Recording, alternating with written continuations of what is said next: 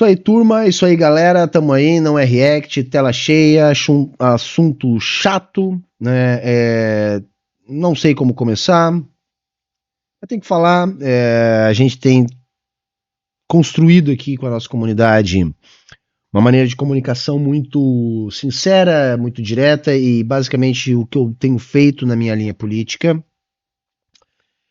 acaba que é produto do que a gente conversa aqui, né?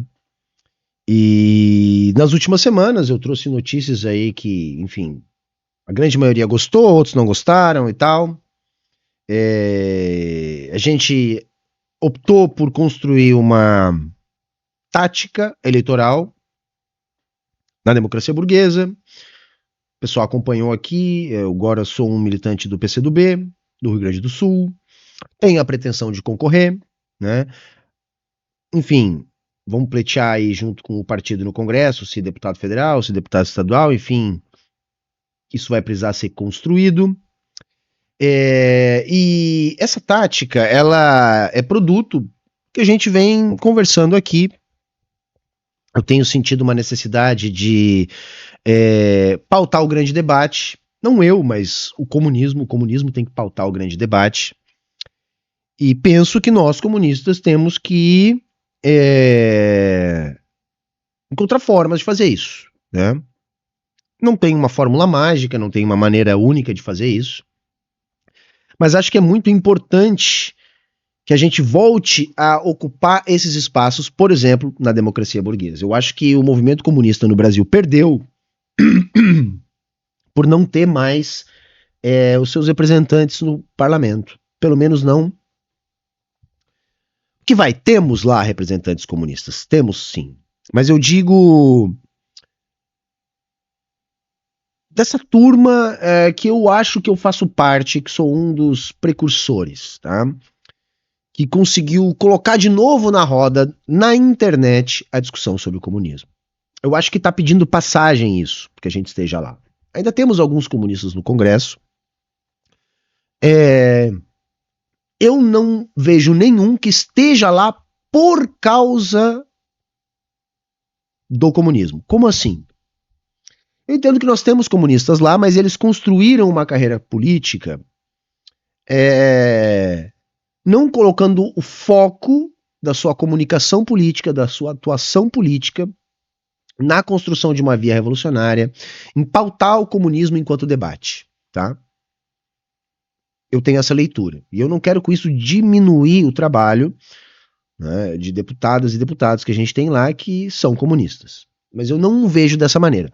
Eu vejo que nós aqui na internet, eu tô, acho que desde o princípio dessa leva, conseguimos colocar de novo o comunismo no grande debate da internet.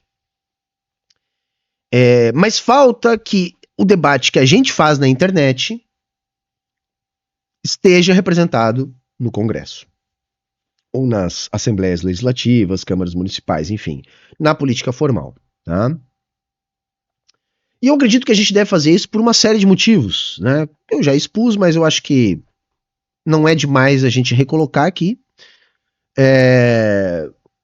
Primeiro, por um princípio leninista, né? Para quem acha que isso não tem nada a ver com a nossa teoria, de ocupar os espaços disponíveis de disputa, né?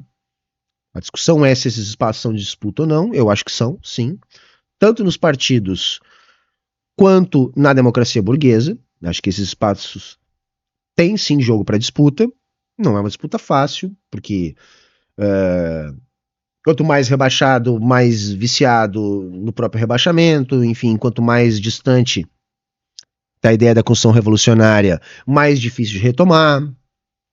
Mas, de qualquer maneira, nós temos alguns espaços, eu acho que o PCdoB é um deles, que nos permitem concorrer, né? Ostentando ali uma foice e um martelo, e também que a gente possa fazer esse debate. E tem outros motivos, né? Fazer a luta legislativa e ter uma estrutura militante, que eu acho que os mandatos garantem. Uma estrutura econômica, inclusive, também, para a gente ter militantes destacados, militantes profissionais, etc. Então eu acho que é uma tática complementar à tática que já vem sendo executada pela gente aqui na agitação e propaganda na internet, que era um flanco que a gente vem desenvolvendo, com aquilo que os movimentos sociais fazem, com os coletivos de luta fazem, com os partidos revolucionários fazem, né? Eu acho que a gente tem que complementar tudo isso. Então eu estou rigorosamente convencido que se a gente não ocupar esses espaços também, a gente não vai conseguir avançar no sentido de tornar o comunismo um grande debate nacional.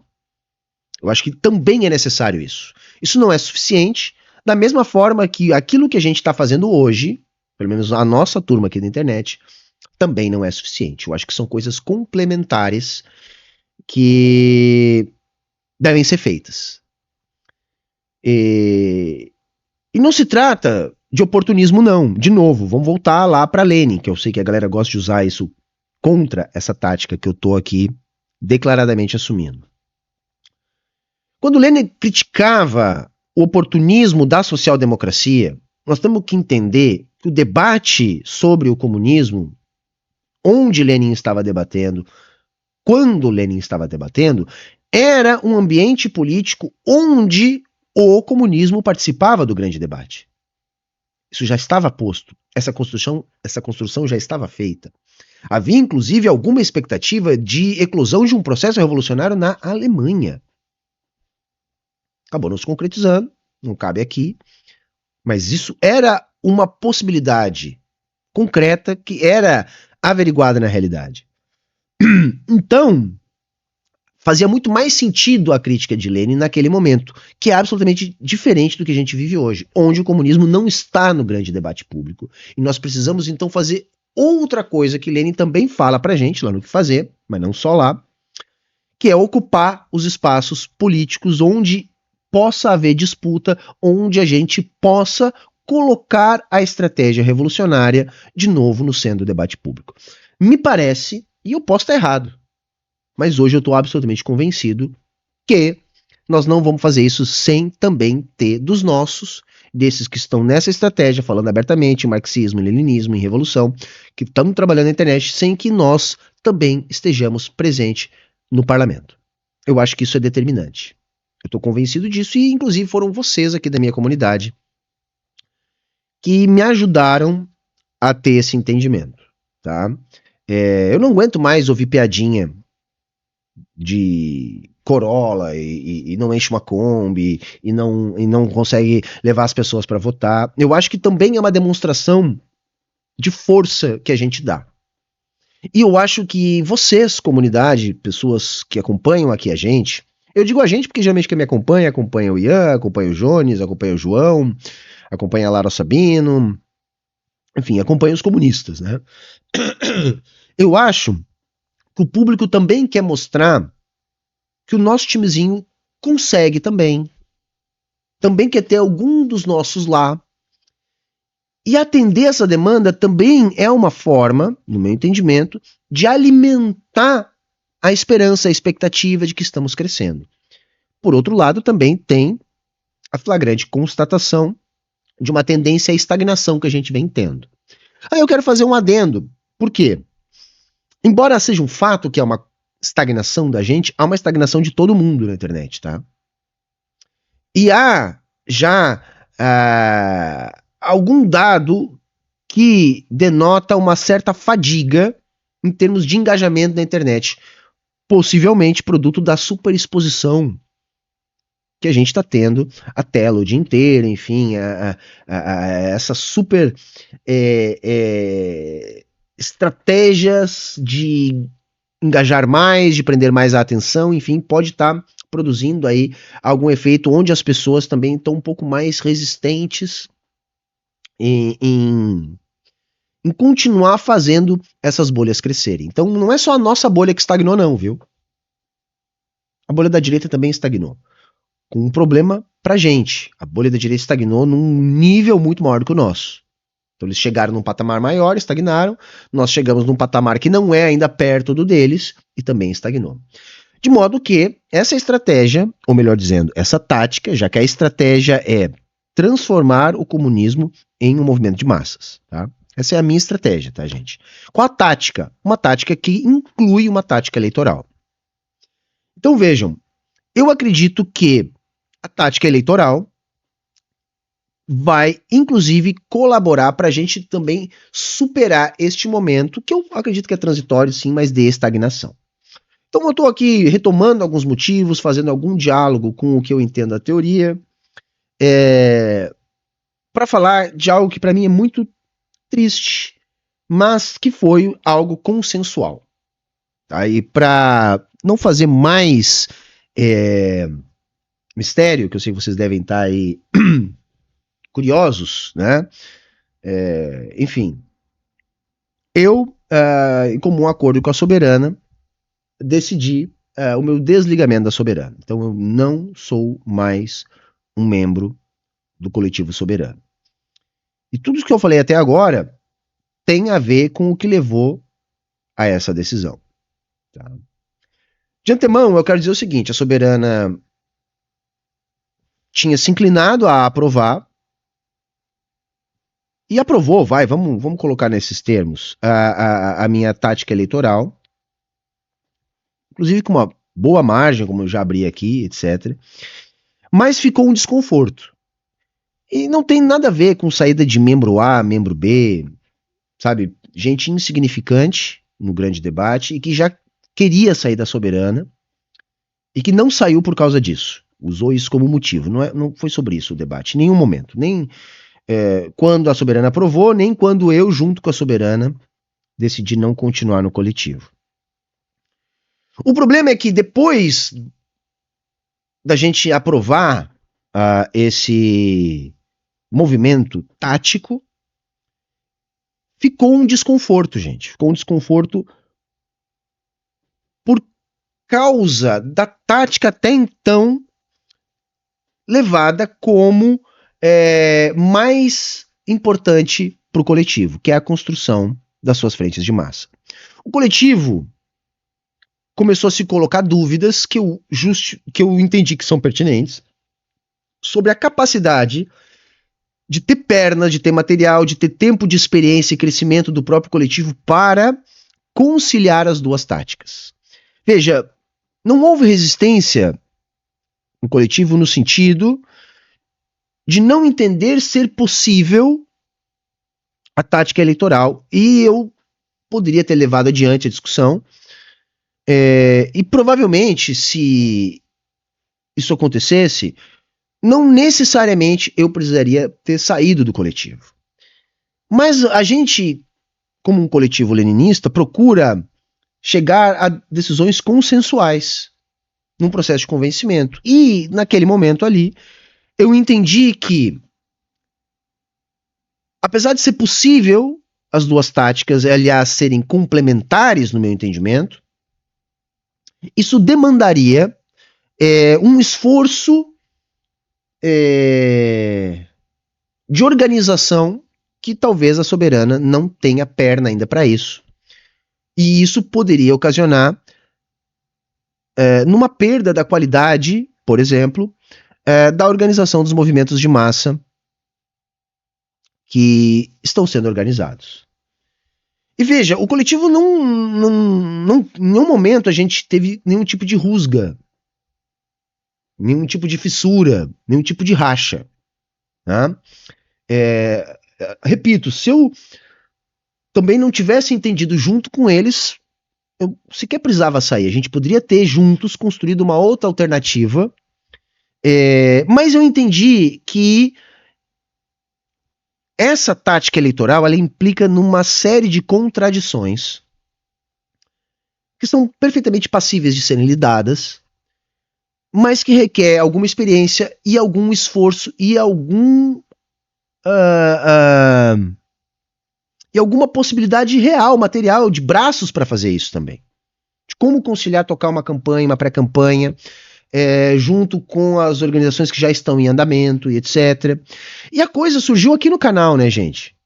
A partir de uma ideia da comunidade, a partir do contato com o PCdoB, de uma possibilidade da gente ter alguma estrutura que faltou na eleição passada. Eu levei isso para o coletivo e a intenção inicial foi de aprovar, porém, no frigir dos ovos, no entender melhor do que se tratava a coisa, a gente, de comum acordo, entendeu que ficaria muito difícil a coexistência das duas táticas diante da realidade material do coletivo soberano.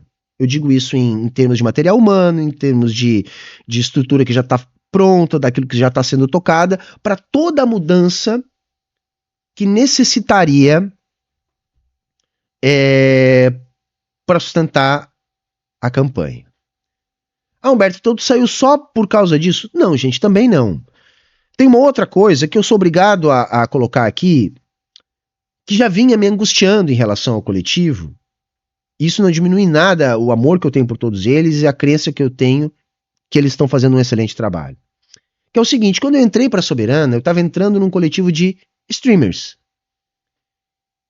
E eu entendia que esse coletivo iria se organizar para transformar a nossa comunicação na internet numa poderosa ferramenta, que já era mais ou menos o que estava acontecendo. Tinha um Discord, na época tinha 50 mil pessoas.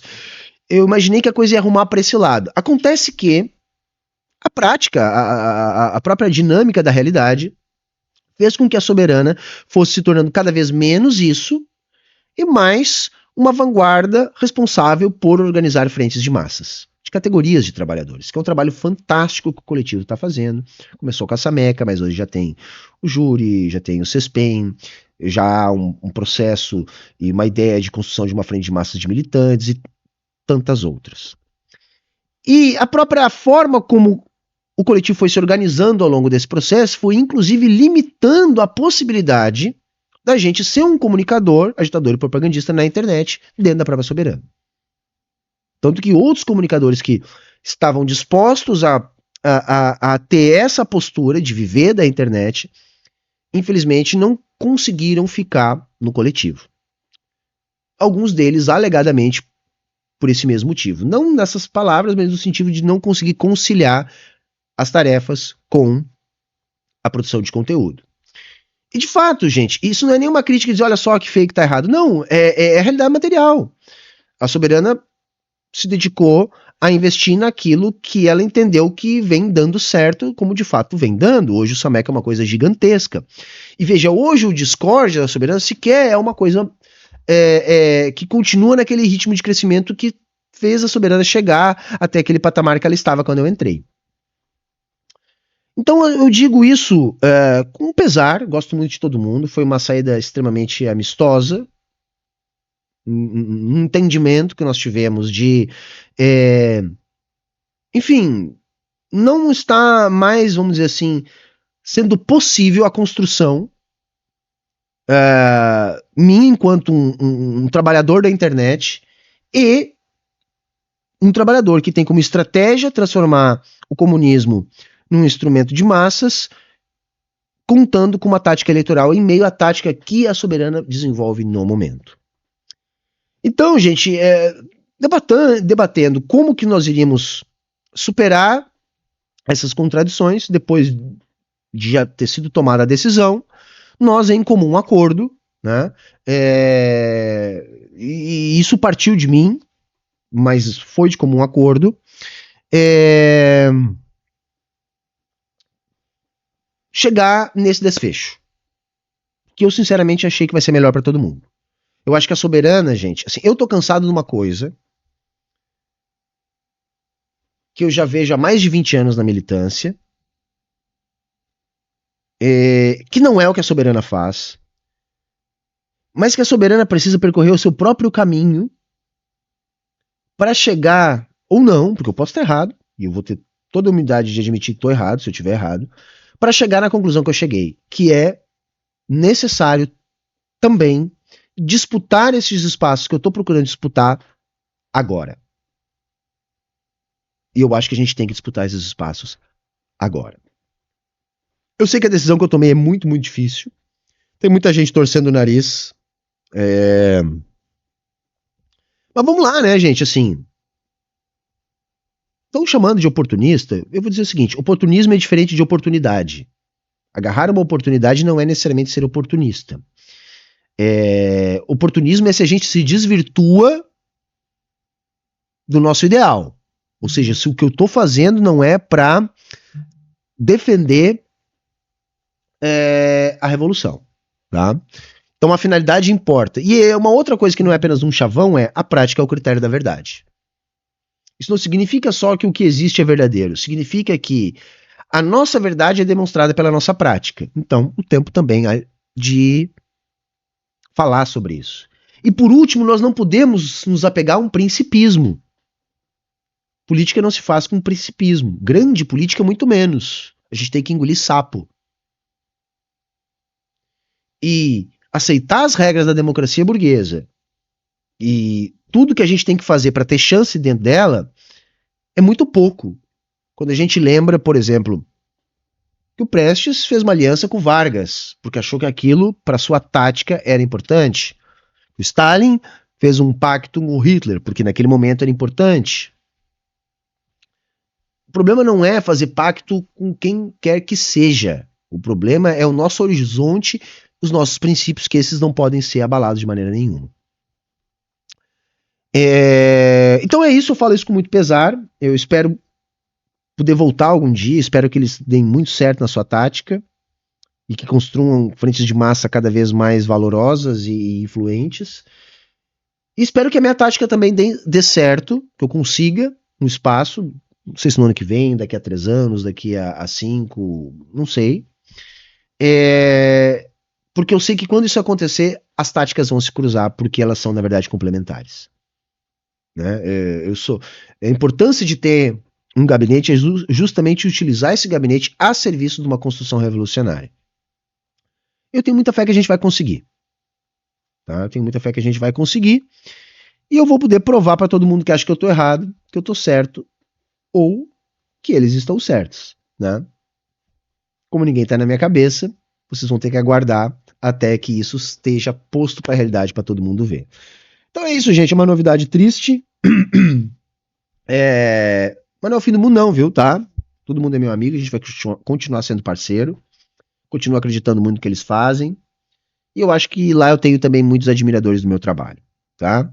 É isso. Tá bom? Então,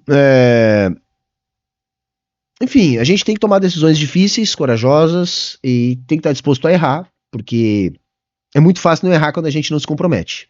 Né? Aí é muito fácil errar. Aí não erra jamais, né? É só não se comprometer, é só não tomar nenhuma decisão difícil, é só seguir o fluxo, é só fazer aquilo que é o mais óbvio, e aí ninguém erra. Né? Ninguém erra. Né? Geralmente quem se compromete pode errar mais. Mas se a gente não se comprometer, eu acho que a gente não avança. Eu acho que agora a gente está num momento que urge o nosso maior comprometimento. Valeu? Era isso hoje. Falou, tchau, tchau e até a próxima, gente.